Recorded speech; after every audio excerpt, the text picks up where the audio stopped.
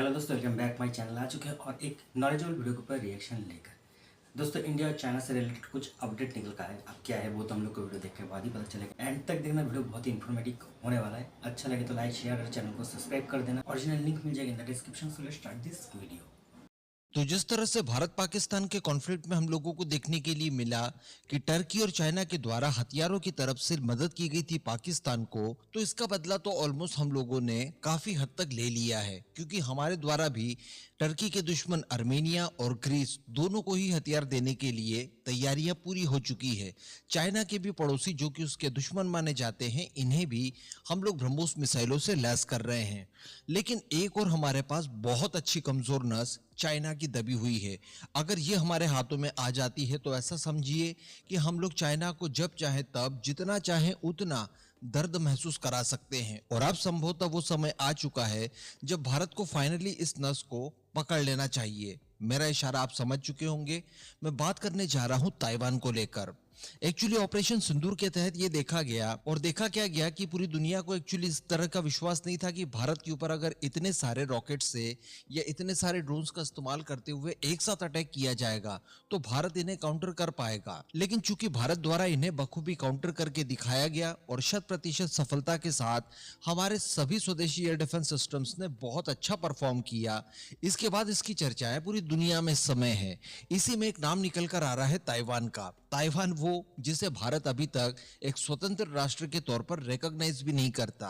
कारण है कि चाइना की वन चाइना पॉलिसी के तहत ये चाइना का ही एक पार्ट है, जबकि अगर टेक्निकली देखा जाए तो चाइना जो कि इतना बड़ा है वो ताइवान का एक पार्ट है। लेकिन खैर परिस्थितियां काफी भिन्न है इस समय। इस वजह से हम लोग ताइवान को एक राष्ट्र के तौर पर रिकॉग्नाइज नहीं करते। इस वजह से ताइवान और भारत के बीच में कई सारी चीजों को लेकर रिस्ट्रिक्शंस काम करते हैं। डिप्लोमेटिक रिलेशनशिप नहीं है, कुछ हमारे जरूरी काम काजों को लेकर और हमारे व्यवसाय संबंधित इंफ्रास्ट्रक्चर जरूर बना हुआ है, लेकिन उस लेवल पर नहीं है जिसके तहत हम लोग ये कह दें कि हम लोग हमारे वेपन्स जो कि चाइना के खिलाफ काफी ज्यादा कारगर साबित हो सकते हैं वो ताइवान को दे दें। और हम सभी लोग ये बात भी जानते हैं कि ताइवान के ऊपर चाइना नाम का खतरा बहुत तेजी से मंडरा रहा है। ऐसी परिस्थिति में भारत का कोई भी वेपन उसके लिए काफी इंपॉर्टेंट हो सकता है।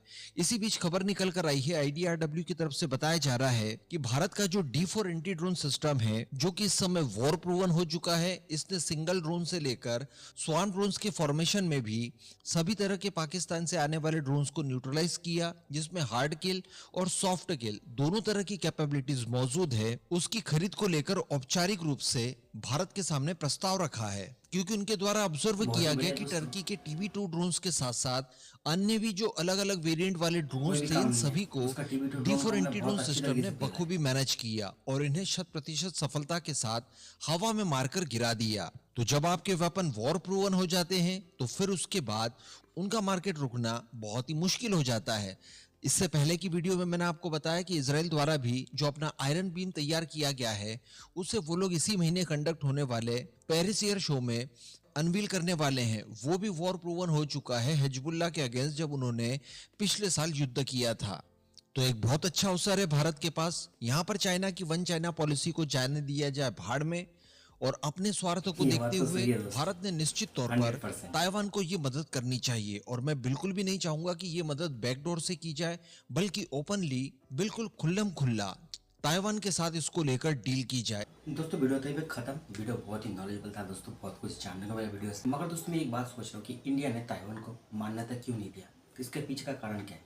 क्या इंडिया ये सोच रहा है कि अगर हमने ताइवान को मान्यता दे दिया तो जो चाइना है वो हमारे ऊपर गुस्सा हो जाएगा, या फिर कोई दूसरा कारण? अब दूसरा कारण तो मुझे दिखता नहीं, और अगर गुस्सा हो भी जाए तो क्या ही उखाड़ लेगा हमारा? यार, सबने दे दिया है मान्यता, हम क्यों नहीं दे रहे? हमें भी ना दे देना चाहिए, और ये काम बहुत पहले कर देना चाहिए था, मगर अभी भी टाइम है। मैं मोदी जी से एक बात कहना चाहता हूँ, जिस तरीके से आपने 370 को हटाया, पेंगम में जो चाइना के साथ हमारा झड़प हुआ था, चाइना को बहुत अच्छे तरीके से सबक सिखाया। ऑपरेशन सिंदूर में पाकिस्तान के अंदर घुसकर पाकिस्तान को जैसे सबक सिखाया है, उसी तरीके से ना ताइवान को भी ना जितना जल्दी हो सके मान्यता दे दीजिए। आप कहते हैं ना कि जो जिस भाषा समझता है आप उसी भाषा में उसको जवाब देते हैं, तो दे दीजिए। क्योंकि देखिए दोस्तों, ऑपरेशन सिंदूर में चाइना ने पाकिस्तान को खुल्लम खुल्ला सपोर्ट किया था। उसने उसका जो एयर डिफेंस सिस्टम है, फाइटर जेट है, मिसाइल है, ड्रोन है, सब कुछ दिया था। मगर पाकिस्तान ने ये सब कुछ लेकर भी हमारा कोई भी बाल बाका नहीं कर सका। हमारा स्वदेशी हथियार चाइना का और टर्की का जितने भी हथियार पाकिस्तान को दिया था, उन सबको धूल चटा दिया। और ये पूरा वर्ल्ड ने देखा है दोस्तों, और इसीलिए हमारा जो हथियार है ना सब खरीदना चाहते हैं, इंटरेस्ट दिखा रहे हैं। तो इसीलिए ताइवान भी चाहता है कि वो हमसे हमारा जो स्वदेशी या डिफेंस सिस्टम है वो खरीदना चाहते हैं। और अगर सच में ताइवान और हमारे बीच में ये डील सक्सेसफुल हो जाता है ना तो गाइस मज़ा आ जाएगा। चाइनीज़ का जो थोप रहा है ना वो देखने लायक होगा। अब क्या ये डील सच में होगा या फिर नहीं, ये तो गाइस मैं गारंटी नहीं दे सकता, मगर यही उम्मीद कर सकता हूँ कि आई होप ये डील हो जाए। हमें भी ना चाइना को समझाना पड़ेगा कि तुम अगर पाकिस्तान को डायरेक्टली हेल्प करोगे तो हम भी ताइवान को करेंगे। जिस तरीके से हम पाकिस्तान को लेकर सीरियस है ना, उसी तरीके से चाइना भी ताइवान को लेकर सीरियस है। तो इंडिया को भी ना जिस तरीके से चाइना खेलता है उसी तरीके से खेलना चाहिए।